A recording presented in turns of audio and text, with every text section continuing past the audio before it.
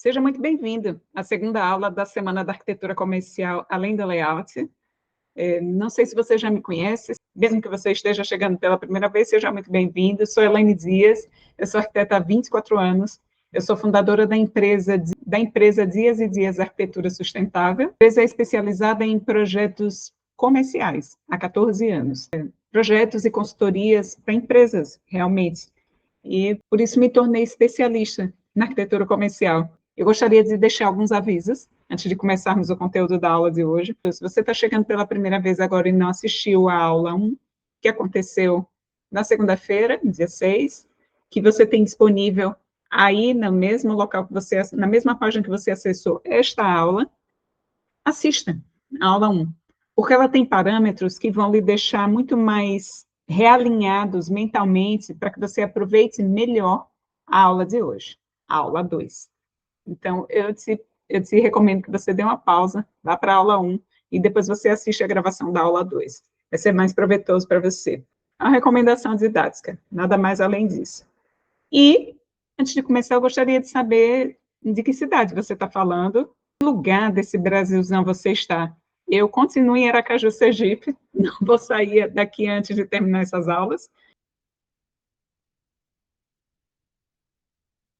Então, vamos já de pronto, só recapitular. Na aula 1, você entendeu por que arquitetos talentosos travam, mesmo sendo criativos, mesmo já tendo realizado alguns projetos na área da arquitetura comercial, e mostrei para você todos os agravantes, como tudo funciona, qual é a lógica que trava essa evolução, esse crescimento, essa sustentabilidade aí nos seus resultados e no seu inclusive no seu faturamento.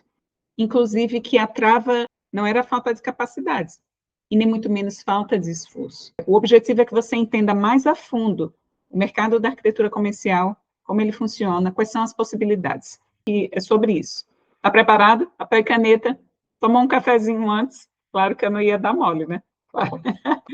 E qual é o objetivo da Semana da Arquitetura Comercial, além do layout? Ajudar arquitetos, engenheiros, designers de interiores a entender o caminho para faturar R$ 10.000 em projetos de lojas rápidos, estratégicos, e principalmente que geram faturamento todos os meses.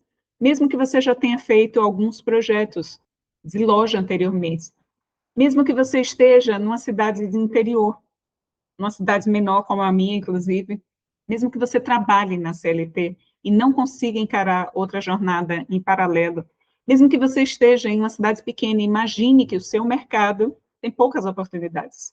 Vamos falar sobre isso com mais detalhes hoje. Ou que você tem um portfólio pequeno de projetos comerciais.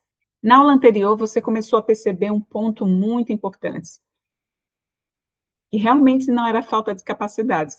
Era a forma como as decisões estavam sendo conduzidas dentro do projeto. E hoje, eu quero organizar isso com você. Organizar as peças desse quebra-cabeça de uma forma simples, sem complicação, para que você consiga realmente entender o que muda no jogo, nos projetos comerciais. Em algum momento, você já tinha pensado, será que esse mercado está saturado? Será que já tem gente demais fazendo esse tipo de projeto?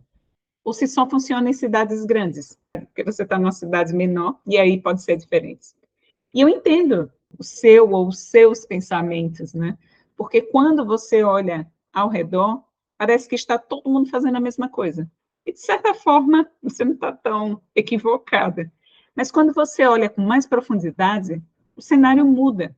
Então, segundo os dados do Sebrae, o varejo no Brasil movimenta mais de 3 trilhões de reais, somente no varejo. E esse volume de negócios, ele não é concentrado somente nas grandes cidades. Está nas cidades menores, está no interior, está nos bairros, está em negócios reais. Lojas que cresceram sem planejamento. Não estamos falando somente de grandes corporações, de prédios espetaculares, de fachadas envidraçadas. Não. Estamos falando de lojas que cresceram sem planejamento, padarias que foram se adaptando, clínicas que foram organizando o espaço conforme iam necessitando de mais espaço, escolas que parecem um alienígena e vão crescendo gradativamente. Tudo bem que escola não está no varejo. E também está dentro da arquitetura comercial, mesmo não sendo varejo. Imagine uma frente de loja, de uma padaria, de uma delicatessen. Imagine que existia uma organização de balcão no início, aí daqui a pouco já não cabia mais, já precisava de mais uma variedade de doce e salgado, coloca um outro balcão daqui a 5 anos, daqui a 2 anos. O balcão é totalmente diferente, tem altura diferente, tem estética diferente, a tubulação de drenagem de elétrica é diferente. No final das contas, acaba que coloca o expositor onde dá, se der. Então, um fluxo que nunca foi pensado, só foi acontecendo para apagar incêndio. E ainda assim, esse negócio precisa continuar vendendo, porque negócio que para de crescer, ele gradativamente vai entrar em estagnação, em declive, inclusive de faturamento. Agora me diz, esse empresário, ele precisa de mais um projeto bonito? Ou de alguém que ajude ele a fazer aquele espaço que ele já tem funcionar melhor? E esse é um ponto-chave da nossa linha de raciocínio, porque o mercado não está saturado, ele está desorganizado, cheio de espaços que já existem, mas que não performam adequadamente, ou que saturaram, e de profissionais que prometem, mas não entregam soluções que geram eficiências, mas entregam soluções primárias. Algumas delas sequer performam, a ponto de nem saírem do papel. E quando você começa a perceber esse cenário, você para de olhar para a concorrência. Você começa a enxergar que existem mais oportunidades, porque não falta clientes, falta solução bem direcionada.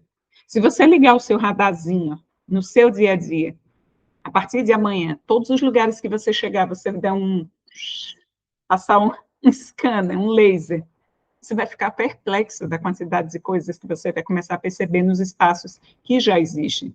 Porque falta solução bem direcionada. E é exatamente aqui que entra o ponto mais importante dessa aula. Porque no projeto comercial não é sobre fazer mais, é sobre fazer na medida certa. Nem excesso, nem superficial, mas o que realmente se resolve. Para isso existe uma lógica, e ela é simples quando você domina, mas que muda completamente a forma como você conduz o seu projeto. O primeiro ponto é entender que o projeto não começa no layout, na espacialidade, porque quando você começa direto pelo layout, você toma decisões visuais, sem entender o que aquele negócio realmente precisa. E aí você até cria algo que parece bom, mas que não se sustenta. Agora, quando você muda esse ponto de partida, o projeto ganha direção. Você começa a conduzir com base na sua mudança de percepção. Entende? Deixa eu te falar um segundo ponto, que ele é tão encaixadinho nesse. É que as decisões precisam estar sincronizadas, conversarem entre si. Porque o que mais trava o projeto não é falta de boas ideias, é decisão desconectada, em momentos que não são adequados. E aí você volta, ajusta, refaz, e entra naquele ciclo que você já conhece. Inclusive, é aqui que muita gente trava na prática, quando o layout não sustenta a operação, quando o cliente não se enxerga, ou quando chega na legalização e percebe que o que foi pensado não se sustenta. Agora, quando as decisões se conectam, o projeto flui, você reduz trabalho, você ganha segurança e começa a sentir que está no controle da situação. Isso muda tudo, porque você não precisa mais compensar com esforço, mais detalhe, mais entrega. Você começa a trabalhar na medida certa, mas exatamente com o que gera resultado. Agora eu quero que você perceba uma coisa: nada disso é complexo, mas também não é óbvio, porque se fosse, você já estaria aplicando, concorda comigo? E é por isso que quando essa lógica começa a ficar clara, tudo muda. O projeto flui, o cliente fica confiante, as indicações chegam e o seu portfólio também cresce. Agora, deixa eu te falar uma coisa com muita clareza. Você não precisa recomeçar do zero. Você não precisa pegar a sua caixa e esvaziar uma programação nova na sua mente. Não. Você não precisa aprender tudo de novo, você só precisa ajustar da forma como você está conduzindo.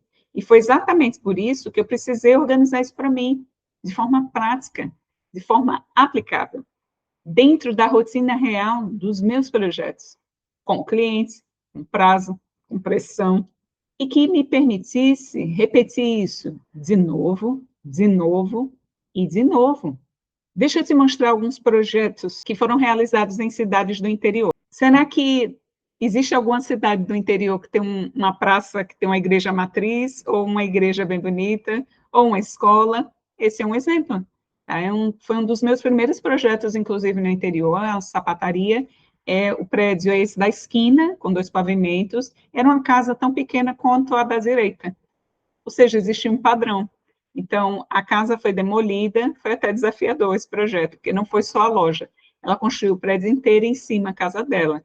Mas a loja em si, ela é uma loja pequena, como essa foto da direita. Eu acho que a loja deve ter por volta de uns 40 metros quadrados, mas super bem aproveitada. Houve uma segmentação, uma lógica de layout, inclusive recente, sei lá, alguns meses atrás. Fui fazer uma visita para ela. E, assim, é belíssimo, porque ela teve um crescimento muito grande depois dessa lógica. Ela construiu uma linha de raciocínio que deu condições dela crescer. Isso é maravilhoso. Toda cidade do interior tem mulheres empreendedoras, mulheres que vendem na feira, mulheres que hoje vendem, inclusive, na internet, se entrega na casa do cliente, vende pelo Instagram, vende pelo TikTok. Elas precisam de estrutura, foi o caso dessa moça. Toda cidade do interior tem um supermercado que vai crescendo, vai crescendo, vai crescendo, e vai virando alienígena. Daqui a pouco, um lado já não casa mais com o outro, um é mais alto, outro é mais baixo. Esse é um exemplo. Tá? Inclusive, rolou uma mudança de fachada, rolou uma mudança interna em relação à padaria, ao açougue, uma reestruturação, o escritório. Veja que a fachada em si, estruturalmente, ela não foi alterada. Veja que do lado direito, lá atrás, no segundo plano, tem o mesmo predinho na Coocre, lá no fundo. Então, só reestruturamos a fachada, mudamos os caixas. Então, foi uma mudança de funcionamento e, consequentemente, estética, porque aquele exemplo que eu estava dando ali há pouco, do alienígena, com várias peças, com várias gôndolas de cores diferentes, vários balcões, parece que comprou um em cada loja. É uma miscelânea. E boa parte das vezes, aquela miscelânea atrapalha, inclusive, no funcionamento, porque não dá nem para arrumar, porque são peças de tamanhos diferentes, né? Um caos aquilo ali. Então, toda a cidade do interior tem uma empresa de varejo, uma varejista pequena, que vai crescendo gradativamente, e que você pode acompanhar essa reestruturação, que você pode, inclusive, sugerir possibilidades. Toda cidade do interior tem uma padaria antiga, e essa daí foi interessante porque foi um prédio que é numa praça bem legal, não é uma igreja matriz, mas tem um prédio histórico maravilhoso, a praça é maravilhosa, realmente. E tinha sido uma padaria antiga, e outras pessoas arrendaram e construíram uma nova estrutura. Só que essa parte externa, essa varanda, ela não existia. Foi construída justamente para utilizar e apreciar a praça, um café da tarde, porque à tarde a varanda é sombra, e isso virou um point maravilhoso na padaria. Ou seja, ela poderia, depois de toda essa estruturação, só ser uma boa delicatessen. Só que no final das contas, além de ser uma boa delicatessen, ela virou um espaço que recebe as pessoas para tomar um café, para uma reunião rápida. Eu mesma aí já tive depois 2 vezes na cidade e fui fazer reunião aí, porque é super propício. Então, soluções estratégicas que fazem a diferença para o negócio. E como tudo isso se materializou, na verdade?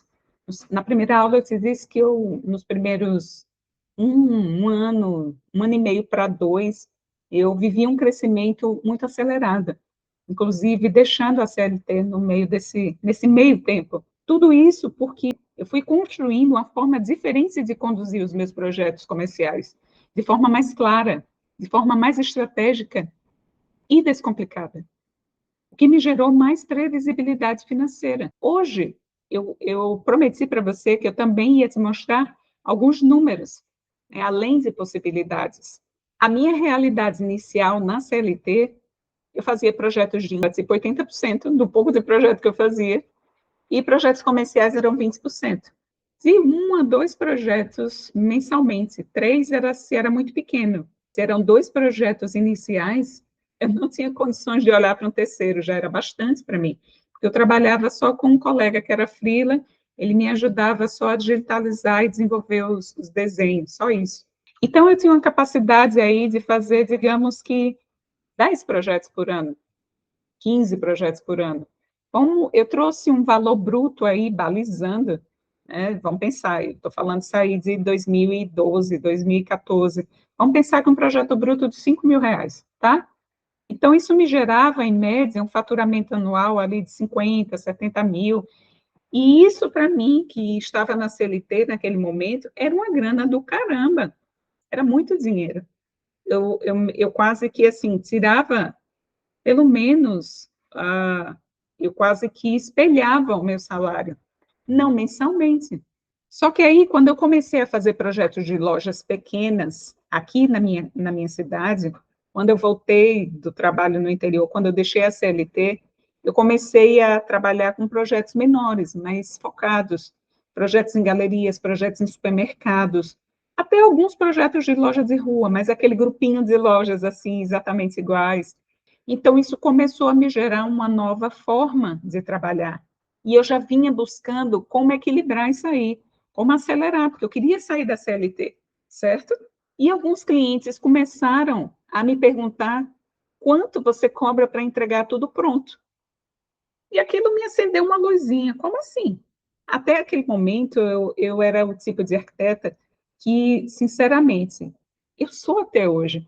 Construir, executar, não são assim o meu. Não, não é o meu momento favorito como arquiteta, não é atuando construindo. Olha, eu ovaciono os colegas que amam construir. E tem pessoas muito próximas que no dia a dia projetam bem, mas entre a logística de estar no escritório e estar na obra, preferem estar na obra. Não é o meu lugar favorito. Porém, eu sempre fui extremamente consciente que a obra era um instrumento, era o como tirava os meus projetos de papel, e eu nunca deixei na mão somente da equipe de execução, porque eu percebia que quanto menos eu ia na obra, menos eu tinha a condição de cobrar resultado, de cobrar a eficiência, de que tivesse exatamente igual como eu projetei. Dava margem, né, para o pessoal fazer o que bem quisesse com o meu projeto.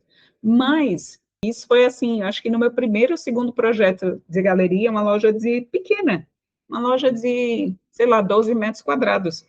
Era um quiosque, e a galeria reformou, eles pegaram uma lojinha, e nessa transição eles resolveram eles precisavam gerar uma identidade, não existia, né? Era um quiosque pequenininho dentro do supermercado, e vendia só caldo de cana e pastel, e eles resolveram construir tipo uma mini cafeteria. E o proprietário me falou: Elaine, eu quero que você execute, eu não tenho condições, ele tem um negócio maior aqui em Aracaju, e que cresceu muito, inclusive, nos últimos 10 anos, e ele disse: quanto que você vai me cobrar para entregar tudo pronto, além dos projetos? Eu disse: tá, a gente vê depois. Um, 2, 3 dias, ele me perguntou: quando é que você vai me mandar a proposta de execução? Cara, e eu topei. Eu não estava muito atarantada de entrega, e eu sabia que era uma obra rápida. O supermercado dava 4 semanas ali no cronograma para a gente entregar aquela loja pronta, porque era todo no osso, não tinha, era uma obra assim mais estruturada, e eu precisava entregar. Enfim, sem muitas delongas em relação ao projeto, era uma montagem, não tinha demolição. Então, eu topei, fiz o cronograma, mandei a proposta para ele, ele fechou comigo imediatamente.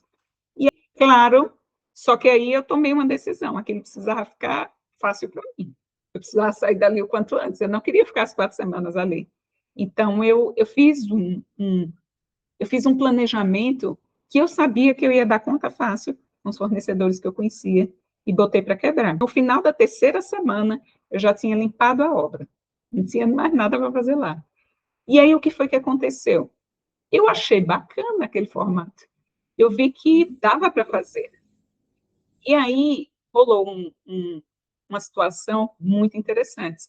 Eu saí de um valor bruto de projeto de 5 mil reais, incluindo ali no layout mais uns 50%, pelo menos. Concorda comigo que um projeto, uma mão de obra ali, que eu não ia ter demolição, né, eu só ia gerenciar, eu não precisava ficar na obra 24 horas, eu aumentei 50% ali, digamos, tá? Esse número aí, eu estou fazendo uma lógica com você. São números didáticos. Tempo adicional de 2 a 3 semanas, vamos pensar 4 semanas de trabalho, porque eu fiz o planejamento antes, certo? Antes de começar, com 4 semanas de trabalho, eu tive ali 50% a mais de ganho, pelo menos, de 50% a 100%. Então, meu faturamento anual saiu ali de 70, 80, 90 mil reais, e não chegava a tanto, de novo, são números didáticos, mas, com certeza, eles foram para o dobro daquilo ali. Com certeza, naquele ano, eu faturei por volta de uns 100 mil reais em projeto. Em 2014, atenção, deu para você perceber que existe uma grande questão aqui e agora. Mas, Elaine, eu não gosto de fazer obra também.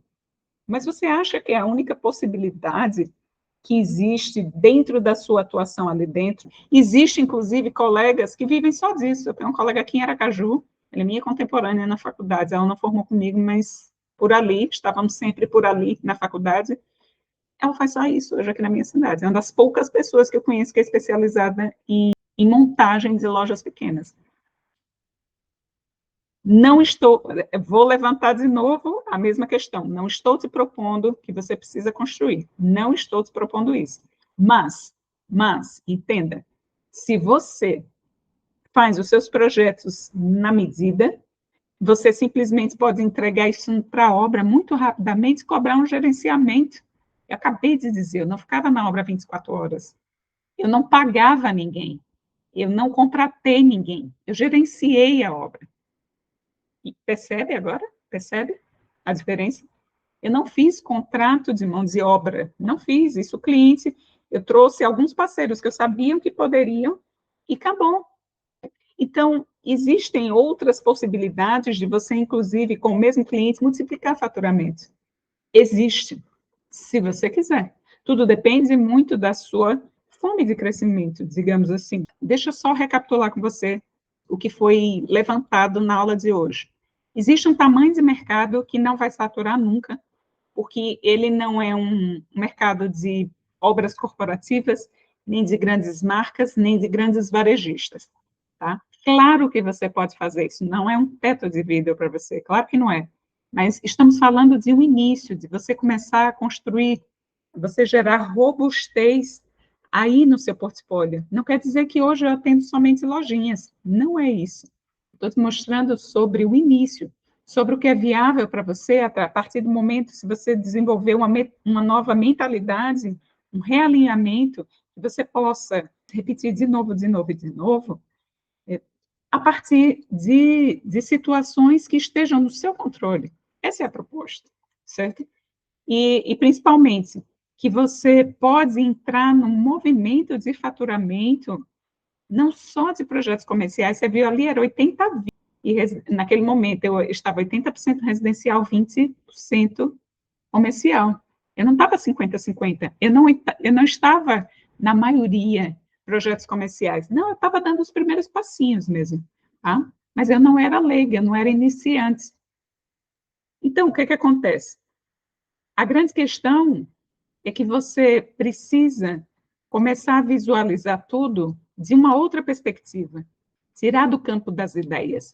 E é isso que nós vamos ver na próxima aula, amanhã, coloque na sua agenda, amanhã às 20 horas. Você vai começar a transformar tudo isso em algo aplicável de verdade. Eu vou te mostrar o caminho, a lógica, para que você realmente aplique essa previsibilidade de faturamento aí no seu dia a dia. Esse é o ponto da aula de amanhã, venha preparado. Amanhã eu vou trazer um case com mais detalhes, com imagens, amanhã vai ser bem mais divertido. Eu não poderia dar uma aula xoxinha no último dia para você, claro que eu guardei o melhor pedaço do bolo amanhã. Então, eu espero, eu gostaria que você deixasse comentários, se você tiver perguntas, deixe todas. Existe até, inclusive, lá na comunidade, um formulário, você tem mais espaço para colocar aquilo ali. Num comentário aqui no vídeo, nem tudo você pode perguntar. Lá eu pergunto, eu busco entender qual o seu momento hoje.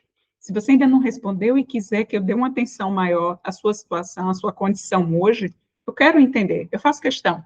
Tá? Eu estou me dedicando realmente essa semana a todos os comentários, a todas as informações e feedbacks que vocês estão compartilhando comigo. Eu fico muito feliz que isso seja possível, tá? Então, na próxima aula, a visão de mercado. Não, é o caminho para começar a aplicar, porque a metodologia é aplicada não só em meus projetos, mas nos projetos dos meus alunos, em lugares diferentes do país. Claro que ainda não é hora de falar de metodologia educacional, é hora de você aproveitar essa jornada. Fique com Deus, uma boa noite, até amanhã. Tchau, tchau.